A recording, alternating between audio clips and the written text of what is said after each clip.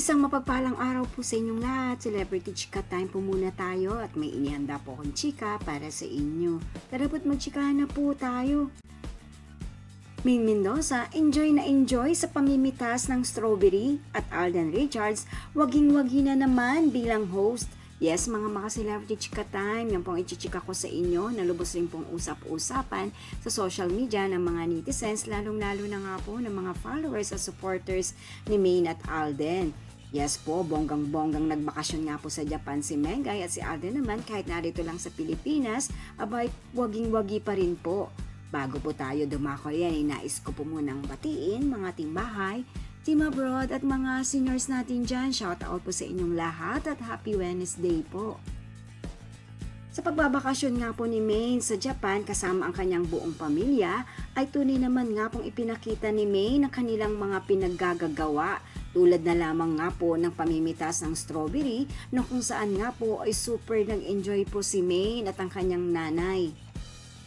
At ibinida pa nga po ito ni Maine sa kanyang content at kanyang sinabi na, when strawberry picking today, the only activity nanay look forward to on this trip, visited an all-you-can-eat strawberry farm 40 minutes away from Shishibashi.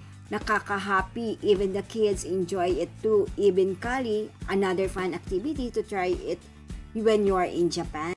Ayan, super nag-enjoy nga po ang pamilya ni Maine, lalong-lalo na nga po ang kanyang nanay daw sa pamimitas nga po ng strawberry. Samantala, si Alden naman, waging-wagi bilang Best Reality Show Host. Ito po ay mula po sa 13th Northwest Samar State University Students' Choice Awards for Radio and Televisions. Well, alam naman po natin na isa rin pong forte ni Alden ang pagiging mahusay na host. Kitang-kita naman po natin ang ebidensya sa mga ilang mga event na kanyang pinaguhusan tulad na lamang po ng mga beauty pageant at kung ano-ano pa. Yan po ang aking chika updates for today. Salamat po sa inyong panunood. Huwag po kalimutang mag-subscribe. Pwede po mag-comment sa ibaba. Basta wag lamang po hearts o nakakasakit sa isa't isa. Salamat po muli. Spread love, not hate.